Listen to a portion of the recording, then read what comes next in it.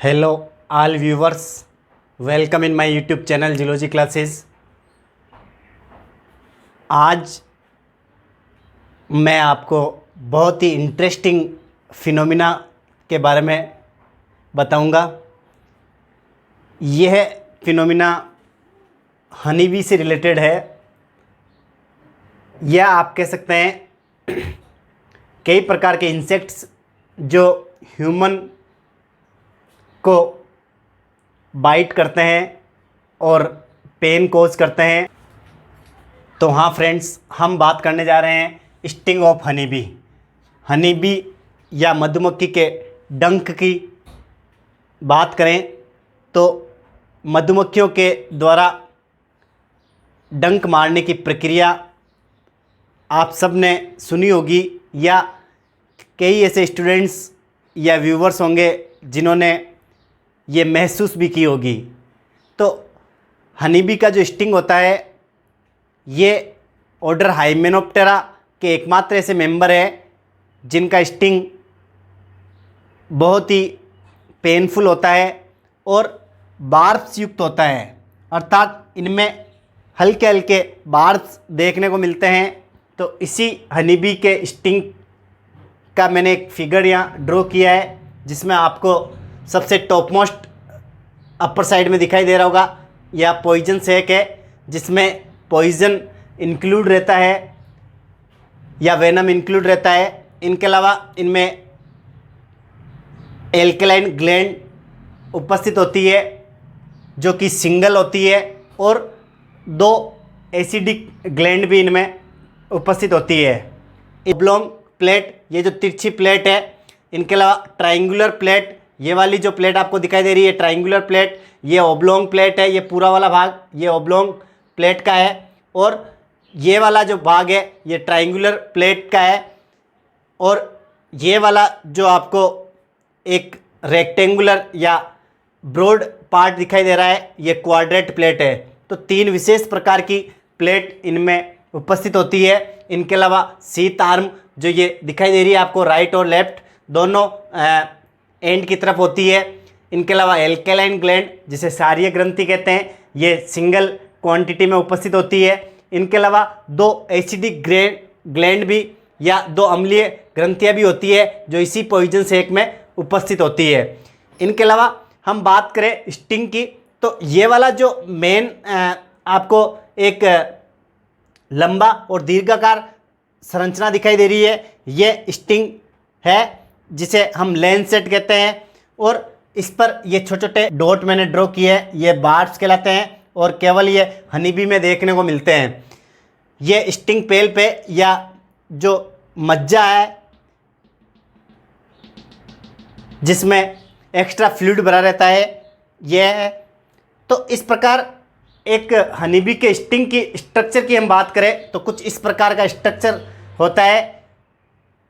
Students, कई बार इससे question पूछा गया है। हम बात करें बाइट मैकेनिज्म की, तो सबसे पहले हनी बी कब बाइट करती है ये हमें ध्यान होना चाहिए। हनी बी दो कंडीशंस में ह्यूमन पर बाइट करने का कार्य करती है।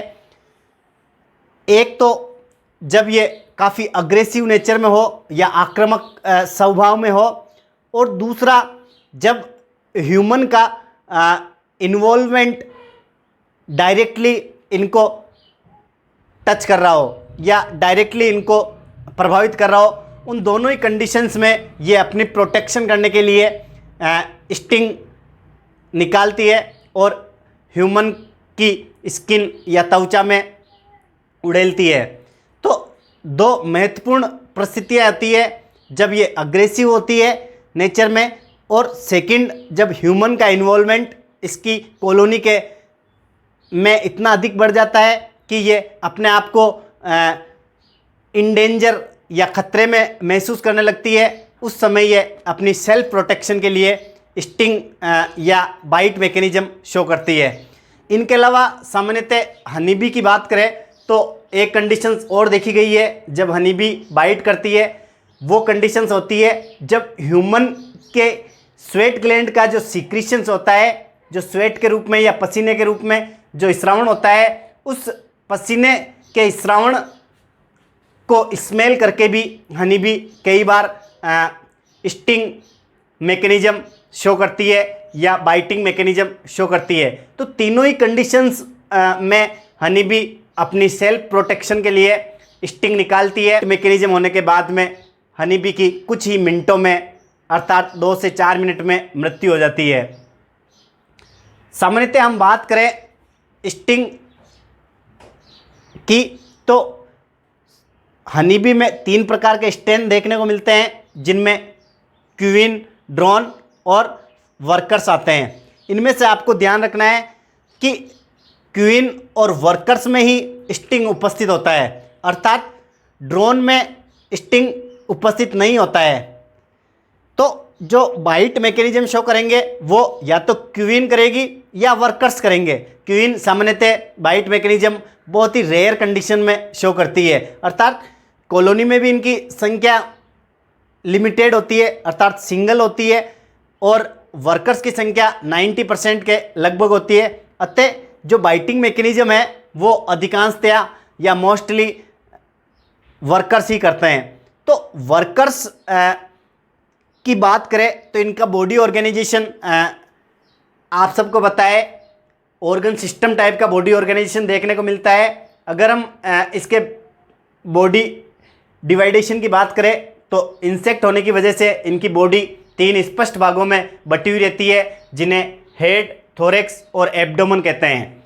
हेड और थोरेक्स 2 महत्वपूर्ण भाग है और तीसरा और अंतिम भाग है एब्डोमेन या उदर। तो इसी एब्डोमेन में वैक्स ग्लैंड और स्टिंग उपस्थित होते हैं। वैक्स ग्लैंड भी एब्डोमेन या उदर भाग में स्थित होती है, जो कि संख्या में 4 होती है और पेयर में होती है, युग्मों में होती है। इनके अलावा स्टिंग की बात करें तो स्टिंग भी इसके एब्डोमेन रीजन में उपस्थित होता है। जनरली आपने देखा होगा कई बार स्टिंग या बाइट मैकेनिज्म होता है तो आपने ये सुना होगा कि ये मुंह से डंक निकालती है, जबकि स्टूडेंट्स ऐसा नहीं है। इसका जो डंक स्थित होता है वो इसके अंतिम उदर भाग में स्थित होता है, जहाँ से ये कर्व्ड या वक्र बनाते हुए डंक निकालने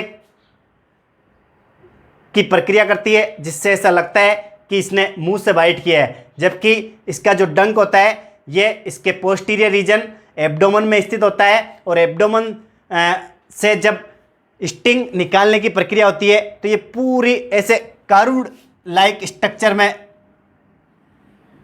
दिखाई देती है आपको। जैसे ये वाला एब्डोमेन पार्ट इसका है सपोज करो, और ये वाला इसका माउथ पार्ट है। तो इस कंडीशंस में ये हो जाती है। ये वाला भाग जो है इसका, ये इसका स्टिंग वाला भाग है या स्टिंग रीजन है। तो एक बाइट मैकेनिज्म शो करते समय ये पूरी कर्व्ड या वक्रित हो जाती है और कर्व्ड स्ट्रक्चर शो करती है। अगर हम बात करें हनी बी के अलावा स्टिंग्स की, तो और हाइमेनोप्टेरा ऑर्डर की जो बीज है, जैसे हम बात करें हनी बी के अलावा 2 और महत्वपूर्ण बी है जो स्टिंग रखती है, कॉमनली हनी बी, इनके अलावा किलर बी जिसे वेस्प कहते हैं। वेस्प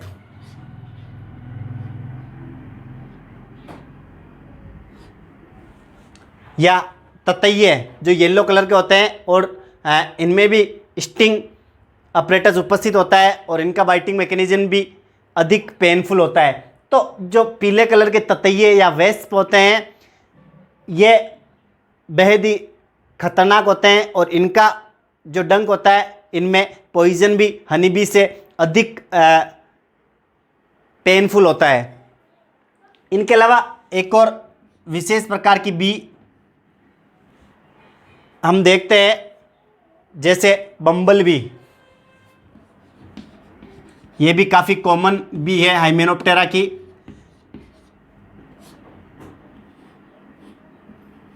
जिसे आप भौरा कहते हैं या भंवरा कहते हैं। ब्लैक कलर का एक इंसेक्ट होता है बम्बल बी। ये भी बहुत रेयर कंडीशन में बाइट मैकेनिज्म शो करती है। तो तो हाइमेनोप्टेरा ऑर्डर की ये जो 3 बी होती है, ये तीनों ही स्टिंग अपरेटस रखती है और तीनों बाइट मैकेनिज्म शो कर सकती है। हनी बी के वेनम की या पॉइजन की हम बात करें तो इसका केमिकल नेचर कुछ इस प्रकार होता है, जैसे the venom of the honey bee contains, क्या क्या इनके वेनम में उपस्थित होता है, हिस्टामिन उपस्थित होता है, पेप्टाइड उपस्थित होता है, मेलिटिन उपस्थित होता है, फॉस्फोलाइपेज A2 उपस्थित होता है, इसके अलावा हाइलुरोनिडेज एंजाइम उपस्थित होता है और एसिड फॉस्फेटेज एंजाइम भी इनमें उपस्थित होता है। तो ये कुछ केमिकल्स है जो हनी बी के वेनम में हमें देखने को मिलते हैं। अब बात करें, अगर आपको सामान्यतः कभी हनी बी ने बाइट किया है तो क्या आपका रिएक्शंस रहता है, क्या बॉडी पे क्या इफेक्ट रहता है।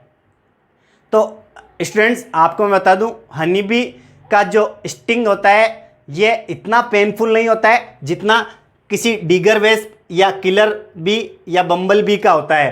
हनी बी एक सोशल इंसेक्ट है जिसके वेनम में ये केमिकल्स ज़रूर होते हैं लेकिन ये इतने पेनफुल नहीं होते हैं, तो इससे डरने की आवश्यकता नहीं है, पेशेंस रखने की आवश्यकता है। और कुछ बेसिक प्रिकॉशंस मैं बता रहा हूँ, अगर आप ये करेंगे तो हनी बी का जो स्टिंग है जिसमें वेनम है ये आपको अधिक कष्ट या हानि नहीं पहुँचाएगा।